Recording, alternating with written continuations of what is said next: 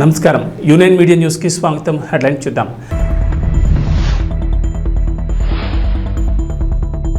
Kondepi TDP MLA డోలా బాల వీరాంజనేయ స్వామి ప్రచారం.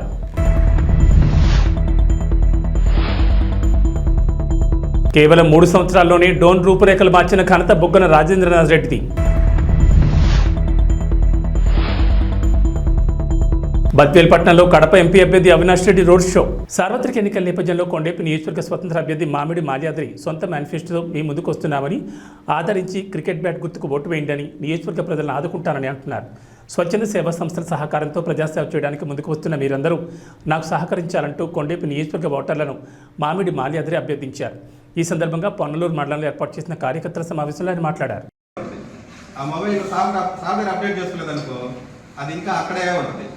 నేను కొత్త సాఫ్ట్వేర్ నన్ను అప్డేట్ చేసుకోండి. డెవలప్మెంట్కి కొత్త ద్వారా నేను వెతుకుతాను, మీకు చూపిస్తాను. మిమ్మల్ని అందరినీ కూడా ఒక మంచి అభివృద్ధి వైపు నడిపించడానికి నేను ట్రై చేస్తాను.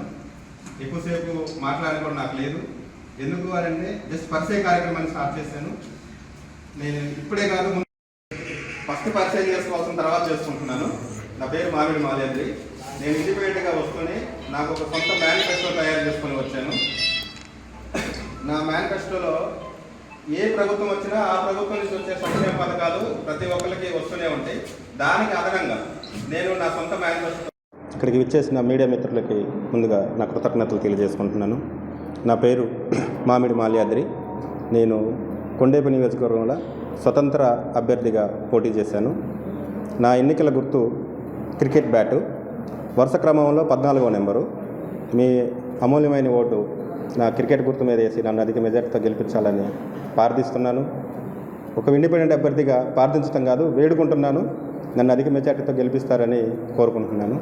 నేను ఇండిపెండెంట్ అభ్యర్థిగా వస్తూ నాకంటూ ఒక సొంత మేనిఫెస్టోని రెడీ చేసుకొని, ఇండిపెండెంట్ అభ్యర్థి ఒక సొంత మేనిఫెస్టో అనేది కొంచెం ఎబ్బెట్టుగా అనిపించవచ్చు. కానీ నేను కొన్ని స్వచ్ఛంద సేవా సంస్థలతో కలిసి నియోజకవర్గంలో ప్రతి ఇంటికి హెల్త్ ఇన్సూరెన్స్ ఇవ్వాలని ఎప్పుడు 6 నెలల నుంచి మేము ప్లాన్ చేసుకొని రెడీ చేసుకున్నాము. దానికి మాకు కొంచెం పొలిటికల్ సపోర్ట్ కావాలనిపించింది. దానికోసమనే నేను రాజకీయాల్లోకి రావడం జరిగింది. వచ్చిన ఎమ్మటే గెలుస్తాము గెలవము పక్కన పెడితే ఒక గుర్తింపు కోసం ఫైట్ చేస్తున్నాను. ఆ గుర్తింపు కోసం అని చెప్పేసి నేను రాజకీయాల్లోకి రావడం జరిగింది. ఈ ఇన్సూరెన్స్ ప్రతి ఇంటికి 5 లక్షల రూపాయలు, 5 లక్షల రూపాయలు ఫ్యామిలీలో 5 మంది ఉన్నా 6 మంది ఉన్నా వాళ్ళకి సంవత్సరంలో 5 లక్షల రూపాయల వరకు సూపర్ స్పెషాలిటీ హాస్పిటల్స్కి వెళ్ళి వైద్యం చేయించుకోవచ్చు. చిన్న జబ్బు అయినా పెద్ద జబ్బు అయినా కొన్ని ఆరోగ్యశ్రీ ఇలాంటి పరిధిలోకి రాని కేసులు కూడా సూపర్ స్పెషాలిటీ హాస్పిటల్స్కి వెళ్ళి వైద్యం చేయించుకోవచ్చు. రెండవది, నియోజకవర్గం మొత్తం మీద 16,000 మందికి ఉద్యోగాలు కల్పిస్తానని ఈ స్వచ్ఛంద సేవా సంస్థల తరపు నుంచే పనిచేస్తూ 16,000 మంది వరకు ఉద్యోగాలు కల్పిస్తానని మనస్ఫూర్తిగా తెలియజేసుకుంటున్నాను. మూడవ అంశం మహిళలకు ఏదైనా చిన్న చితక వ్యాపారాలు పెట్టుకుంటానంటే 1,00,000 రూపాయల వరకు వడ్డీ లేని రుణాలు ఇచ్చి 5 నెలల వరకు వాళ్ళ వ్యాపారాలు డెవలప్ అయ్యే దాకా వాళ్ళని ఎటువంటి ఈఎంఐ కానీ ఏమీ అడగకుండా ఓన్లీ మనం ఇచ్చిన డబ్బులు మాత్రమే ఈఎంఐ రూపంలో తీసుకొని మళ్ళీ ఇంకా ఎక్కువ మందికి ఆ సాయాన్ని తీసుకెళ్ళాలి కాబట్టి ఇచ్చిన దాన్ని మళ్ళీ రిటర్న్ చేసుకుంటానని చెప్తున్నాను. నేను ఏదైతే నా సొంత మేనిఫెస్టో చెప్పానో రాబో 5 సంవత్సరాల్లో నా కొన్ని స్వచ్ఛంద సేవా సంస్థలతో కలిసి పనిచేస్తూ నేను ఇచ్చిన మాట నిలబెట్టుకుంటాను. ఇచ్చిన మాట ప్రకారం నేను గెలిచినా గెలవకపోయినా ఈ 3 ప్రోగ్రామ్స్ మాత్రం 100కి 100% నేను చేసి చూపిస్తానని మీడియా సమక్షంలో మీ అందరికీ మాటిస్తున్నాను.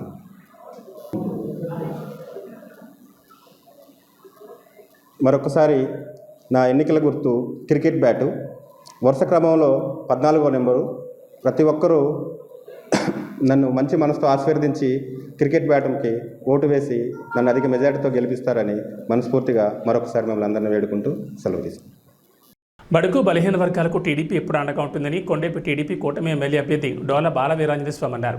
కొండేపి మండలంలోని పలు గ్రామాల్లో ఎన్నికల ప్రచారం నిర్వహించారు స్వామి. ఈ సందర్భంగా మాట్లాడుతూ టీడీపీ అధికారంలోకి రాగానే జగన్నాథుడు ప్రవేశపెట్టిన ల్యాండ్ టైటిలింగ్ చట్టాన్ని రద్దు చేస్తామని ఎమ్మెల్యే స్వామి అన్నారు. గ్రామాల్లో మౌలిక వసతుల కల్పనకు పాటుపడింది టీడీపీ అన్నారు. వైసీపీ 5 ఏళ్ల పాలనలో రోడ్లకు మరమ్మతులు, గ్రామాల్లో వీధి దీపాలు, డ్రైనేజ్ వ్యవస్థ గురించి పట్టించుకోలేదని ఎద్దేవా చేశారు. ఈ ప్రచార కార్యక్రమంలో మండల నాయకులు, కార్యకర్తలు పాల్గొన్నారు. 2000, 3000 చేస్తారంటే పిల్లలు తిరిగారా? చేసాడా? గెలిచిన వెంటనే ఎంత పెంచాడు? విడతల ముఖ్యమంత్రి.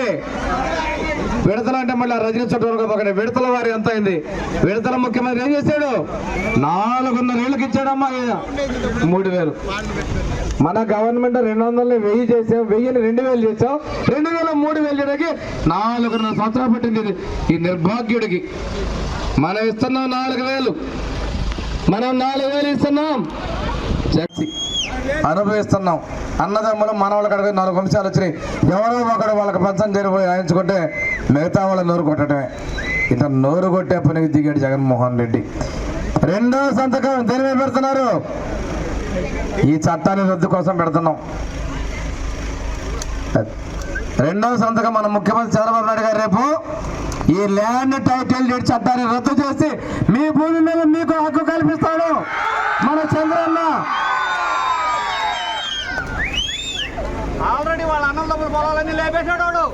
తర్వాత అసలు దానికి వద్దాం. మొదటి సంతకం యువత ఉన్నారు. మీ యువతకు ఉద్యోగాలు ఇచ్చేదే మొదటి సంతకం. ఉద్యోగం రాకపోతే తల్లిదండ్రికి భారం లేకుండా నిరుద్యోగ భృతి 3000 రూపాయలు నెలకిస్తాడు. ఆడపడుచులమ్మ, ప్రతి ఒక్క ఆడపడుచుకి ఆర్టీసీ బస్సుల్లో ఉచిత ప్రయాణం. చంద్రన్న కానుక ఆడబిడ్డలకి. మీకు ఆర్టీసీ బస్సులు పాప కొన్ని వాళ్ళకి బస్సులు లేవు. ఆడపడుచుల ప్రతి ఒక్కరికి ఆర్టీసీ బస్సుల్లో ఉచిత ప్రయాణం. 18 నుంచి 50 సంవత్సరాల మధ్యలో ప్రతి ఆడబిడ్డకి ప్రతి నెల 1500 రూపాయలు ఆడబిడ్డ కట్నం కింద చంద్రబాబు నాయుడు పెరిగిపోతా ఉన్నారు. ఇదన్నీ కూడా మన ప్రభుత్వంలో చేయబోతున్నాం. ఒక జగన్నాసురుడు అనే రాక్షసుడు ఏ తప్పు చేయని నాయకుడిని జైలుకు పంపుతానికి ప్రయత్నం చేస్తే పవర్ స్టార్ పవన్ కళ్యాణ్ గారు మద్దతు ఇచ్చారు. జనసేన, తెలుగుదేశం, బీజేపీలు కలిసి వస్తా ఉన్నాయి. ఒకటే చెప్తా ఉన్నామ్మా, ఈ రాష్ట్రంలో వైసీపీ లేకుండా చేయాలనేదే తెలుగుదేశం, జనసేన లక్ష్యం. ఇంకో మాట తల్లి, అమ్మఒడు అన్నాడా? 30,000 ఇస్తారన్నాడా? ఇద్దరికి ఒకళ్ళకి 13,000 ఇచ్చాడా? సిగ్గు లేకుండా మళ్ళీ 2,000 పెంచారన్నాడు. ఆ పార్టీ నాయకులే ఇదే మేనిఫెస్టో అని మోసగాడని అన్నారు. మనం ఇస్తాం తల్లికి వందనం పేరుతో. ఎంతమంది బిడ్డలుంటే అంతమందికి అన్ని 15,000 వెళ్ళిపోతున్నాం. కర్నూలులోని ఎస్వి కాంప్లెక్స్ నందుగల కాన్ఫరెన్స్ హాల్లో బేస్తల ఆత్మీయ సమ్మేళన కార్యక్రమం ఘనంగా నిర్వహించారు. ఈ కార్యక్రమం అమ్మామె శ్రీనివాసుల ఆధ్వర్యంలో కర్నూలు జిల్లాలోని వివిధ ప్రాంతాలకు చెందిన బేస్తలందరినీ కలుపుకుని రానున్న రోజుల్లో తమకు మంచి చేసిన జగన్మోహన్ రెడ్డిని సీఎంగా గెలిపించుకోవాలని కోరారు. అలాగే కార్యక్రమానికి అతిథులుగా కర్నూలు మాజీ MLA SV Mohan Reddy, Kurnool MP అభ్యర్థి బీవై రామయ్య, కర్నూలు నియోజకవర్గ ఎమ్మెల్యే అభ్యర్థి ఇంతియాజ్ హాజరయ్యారు.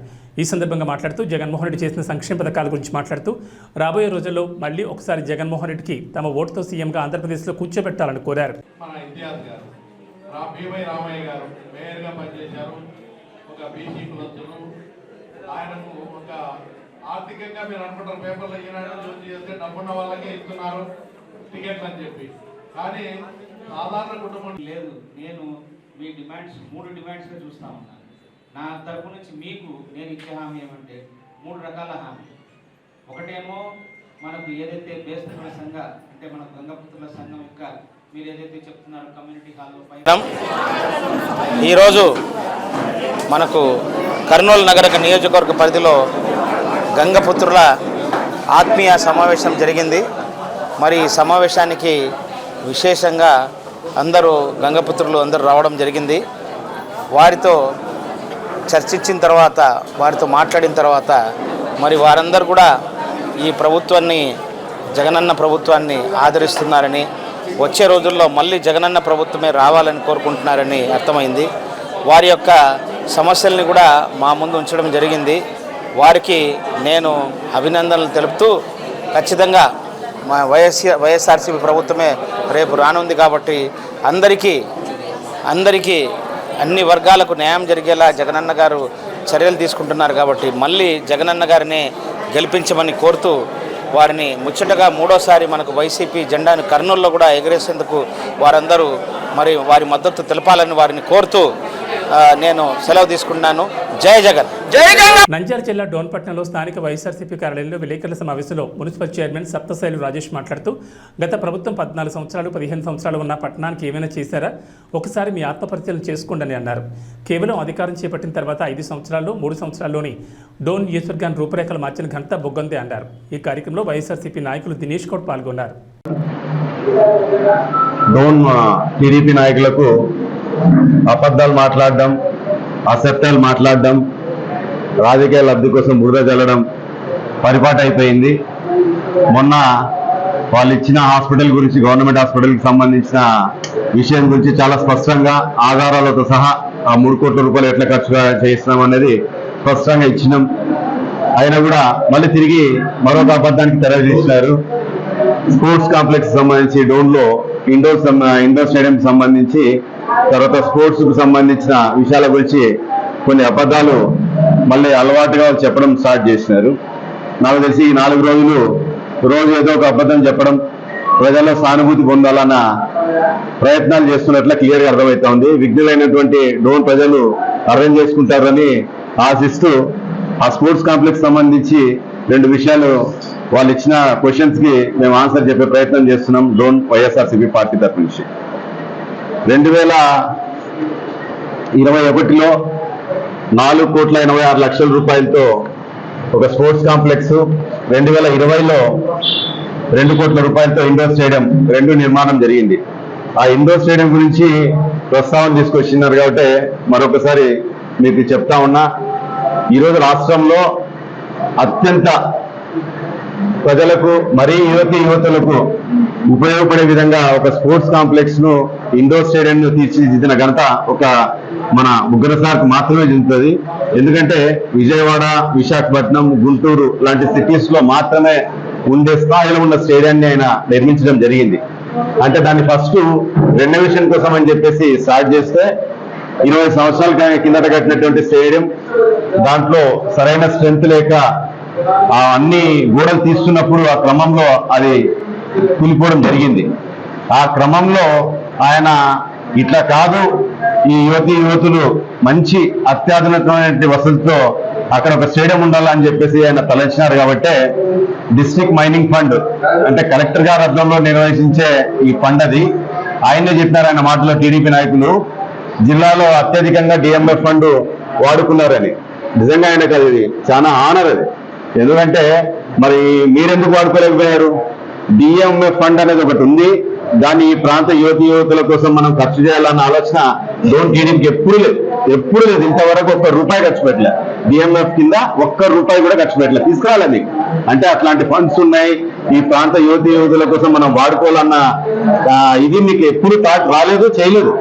ఈరోజు స్పోర్ట్స్ కాంప్లెక్స్ మరీ సంబంధించి జరుగుతున్నటువంటి కార్యక్రమాలు మీకు అందరికీ మీ అందరూ ఉంచే ప్రయత్నం చేస్తా.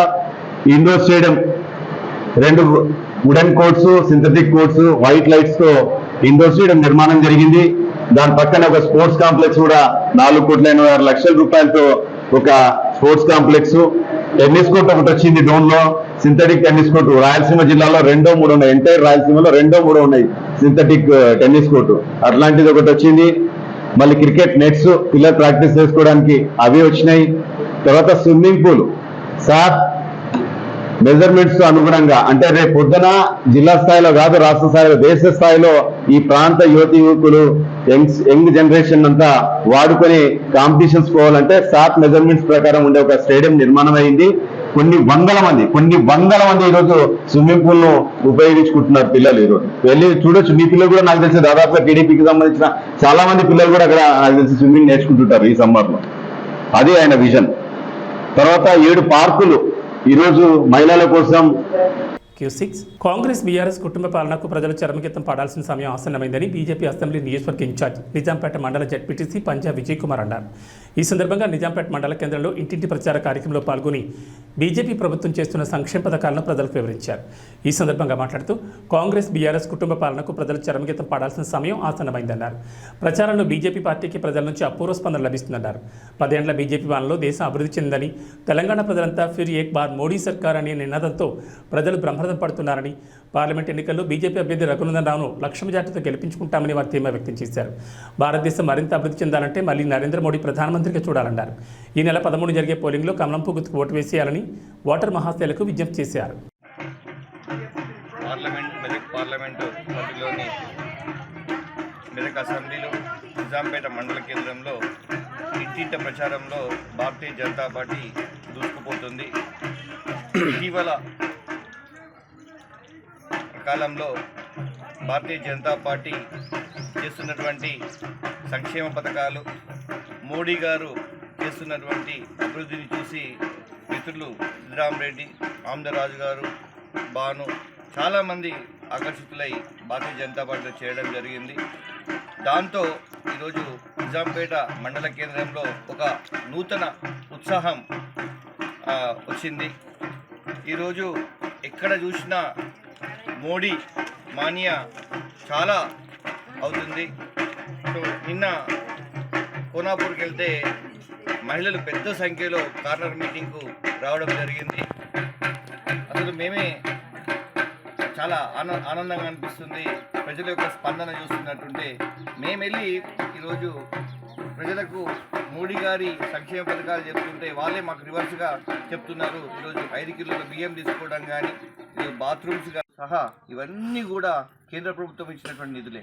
మరి గత ప్రభుత్వం కూడా రాష్ట్రంలో నిధులు ఇయ్యక గ్రామ పంచాయతీలు పుట్టుబడుతున్నట్టుంటే ఒకే ఒక నిర్ణయంతో డైరెక్ట్గా ఆ రాష్ట్ర ప్రభుత్వానికి సంబంధం లేకుండా గ్రామ పంచాయతీ నిధులను గ్రామ పంచాయతీ అకౌంట్లో డైరెక్ట్గా డిపాజిట్ చేసి గ్రామ అభివృద్ధికి తోడ్పడుతున్నటువంటి మహానుభావుడు మోదీ గారు.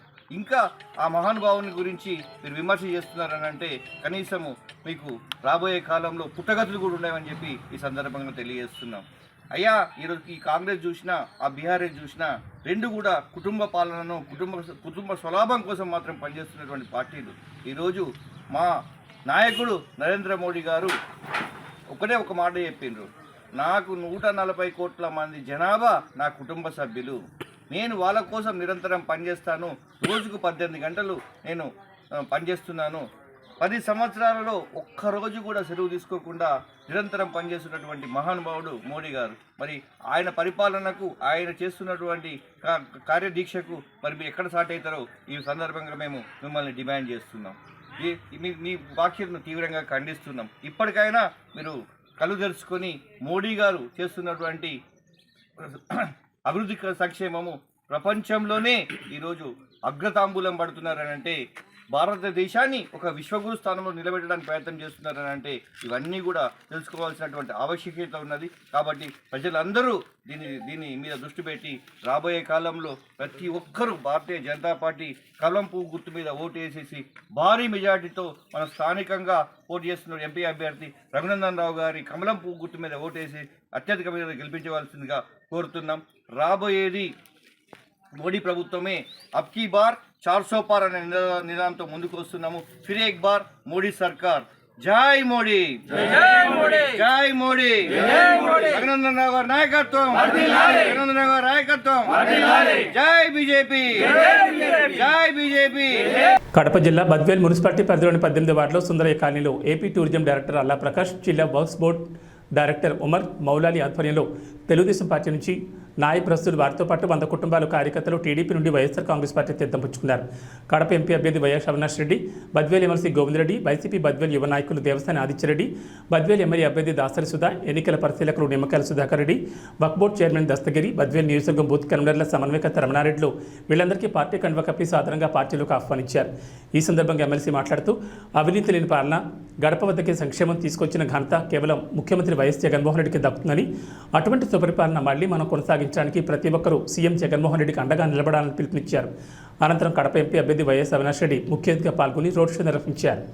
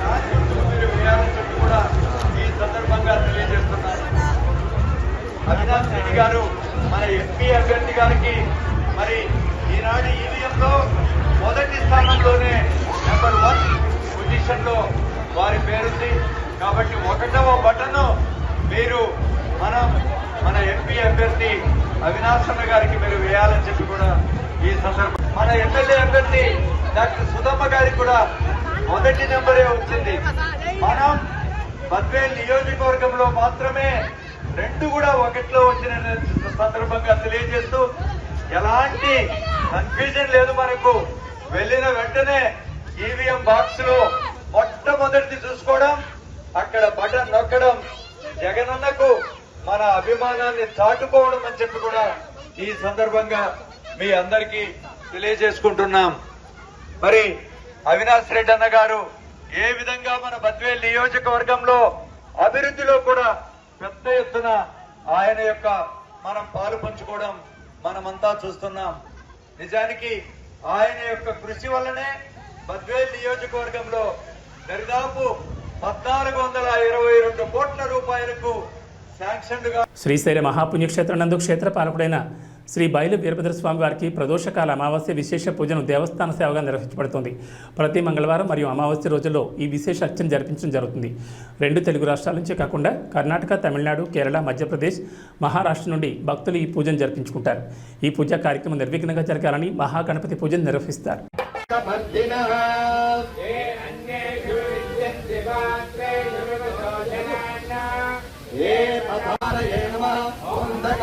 सूदनाय नमः ओम गंगाधराय नमः ओम ललाटाक्षाय नमः ओम कालकालाय नमः ओम ध्रुवाय नमः ओम भीमाय नमः ओम पदगोस्तन्माय रत्नांगणतु विश्वतः अतोय इदुदिष्टभारे अस्मन्निवेहितम् नमस्ते अस्तु भगवन् विश्वेश्वराय कपेन्याय सत्याय च प्रभाग्याय च नमैरिण्याय च प्रपथ्याय च नमक्किकोशिलाय च क्षयनाय च नमक्कपर्थिने च नमो घोष्याय च क्रियाय च नमस्तल्प्याय च गेयाय च नमक्कायो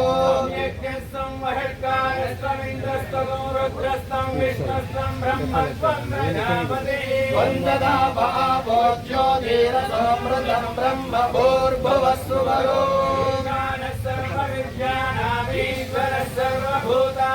ब्रह्माधिपतिर्ब्रह्मणोऽधिपतिर्ब्रह्मा शिवो मे अस्तु सदा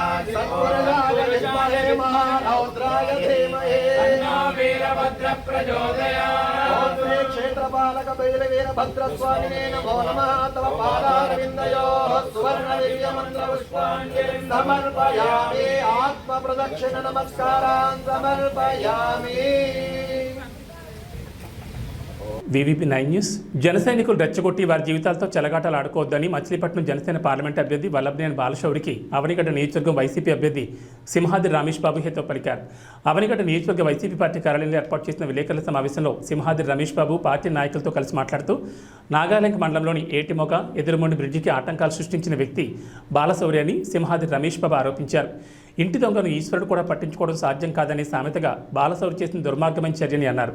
అది గమనించిన నేను ఏటిమొగ ఎదురుమొండి బ్రిడ్జి నిర్మించడానికి తన వంతుగా రాష్ట్ర ముఖ్యమంత్రి వైఎస్ జగన్మోహన్ రెడ్డి దృష్టిలో పెట్టి టెండర్ దశకు తీసుకురావడం జరిగిందన్నారు. ఎన్నికల అనంతరం బ్రిడ్జిని నిర్మించి తీరుతానని సింహాద్రి రమేష్ బాబు తెలిపారు. డాక్టర్ కోట శ్రీహరి హత్య చేసిన వారిని గుర్తించి కఠినంగా శిక్షించాలని పోలీసు అధికారులకు ఫిర్యాదు చేయడం కూడా జరిగిందన్నారు. హత్యను రాజకీయ లబ్ధి కోసం ఉపయోగించుకుంటున్నారని విమర్శించారు. అనంతరం రైతు విభాగం జోనల్ ఇన్ఛార్జ్ కొడవకొల్లు నరసింహారావు మాట్లాడుతూ డెల్టా ఆధునీకరణ పనుల్లో కోట్లాది రూపాయల నిధులను సహా చేసిన వ్యక్తి మండలి బుద్ధప్రసాద్ అన్నారు.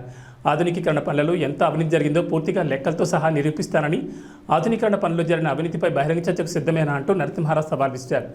బాలశౌరి రెచ్చగొట్టే వ్యాఖ్యలు మానుకోవాలని, ఎన్నికలైన అనంతరం మచిలీపట్నంలో పార్లమెంట్ పరిధిలో ఎక్కడా కనిపించారని ఘాటుగా విమర్శించారు.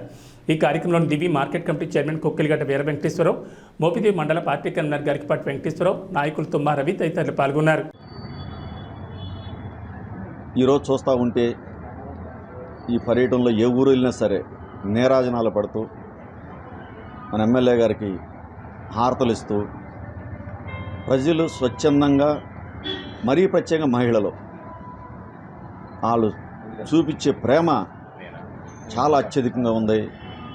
అసలు ఇంకా 5 రోజులు ఎందుకు, తొందరగా పెడితే బాగుండు అన్నట్టు ఓటర్ మహాశైలందరూ కూడా జగన్ గారి సంక్షేమ పథకాలతో పాటు ఆయన అందించిన చదువులు, హాస్పిటళ్ళు, వెల్నెస్ సెంటర్లు, సచివాలయ ఉద్యోగస్తులు ఇంతకుముందు గతంలో 75 ఏళ్ల నుంచి ఎవరో చేయలేని పనులన్నీ కూడా జగన్మోహన్ రెడ్డి గారు చేశారు మన రాష్ట్రానికి అని చెప్పని, ఇలాంటి నాయకుడు ఉండాలని చెప్పి 25 సంవత్సరాల పాటు ఉండాలని చెప్పి కోరుకుంటూ జనమంతా ఎదురు చూస్తూ ఉన్నారు.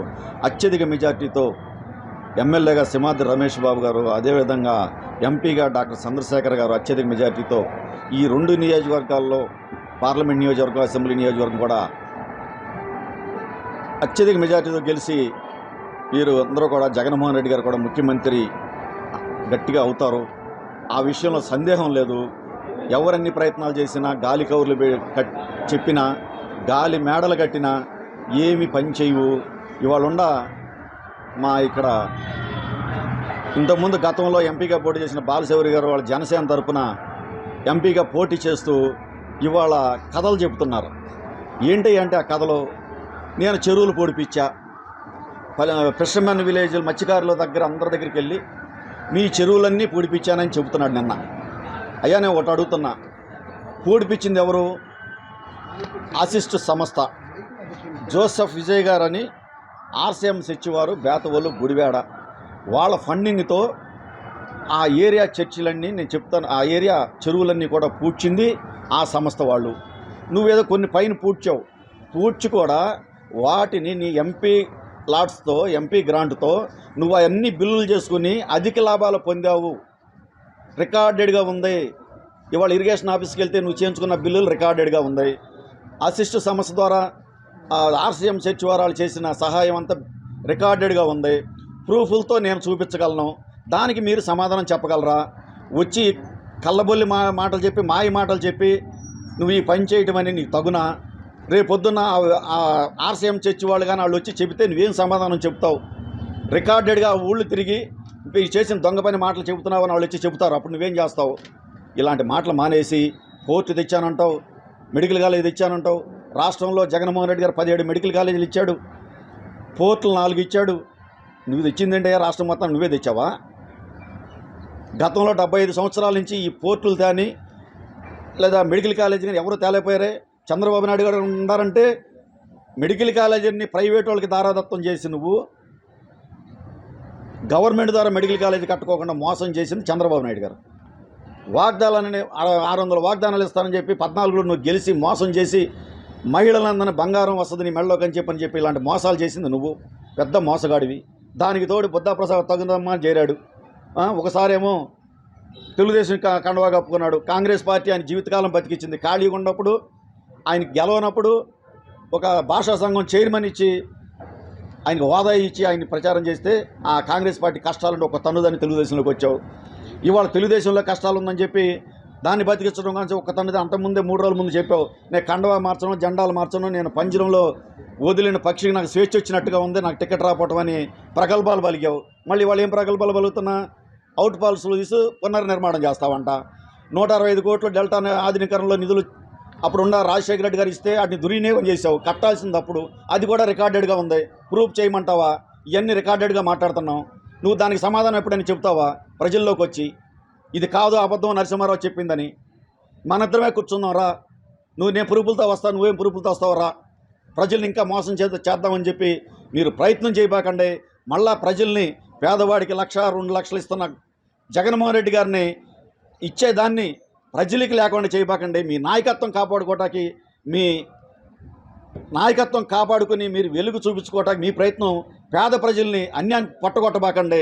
వాళ్ళకు వచ్చే సంక్షేమ పథకాలు కానీ, వాళ్ళకు వచ్చే ఇంగ్లీష్ మీడియం కానీ, మొన్న కుర్రాడికి మన 100 యూనివర్సిటీల్లో మెరిట్ వస్తే అడపవారిపాలెం పండలేని శివయ్య గారి అబ్బాయికి, అతనికి అంబేద్కర్ గారు చదివిన యూనివర్సిటీ దానిలో సీట్ వస్తే ఆ ఫీజు కట్టలాగా మానిపిస్తుంటే ఈలోపు జగన్మోహన్ రెడ్డి గారు 100 మెడికల్ కాలేజీల్లో చదివిన వాళ్ళకి ఎవరికైనా సరే ₹1 కోటి ఇస్తానని విదేశీ విద్య కింద ₹1 కోటి ఇస్తే ఆ ₹1 కోటి చూడ ఆయన 30 లక్షలు వేసుకుని ఫీజులు కట్టి ఆ కుర్రోడు ఆ యూనివర్సిటీ చదువుతున్నాడంటే ఇవాళ అంబేద్కర్ గారు చదివి దేశానికి ఎట్టా ఉపయోగపడ్డాడు, ఆ కుర్రోడు కూడా దేశానికి ఉపయోగపడతాడని అలా తెలివిగల్లోని జగన్మోహన్ రెడ్డి గారు ఆపకూడదు.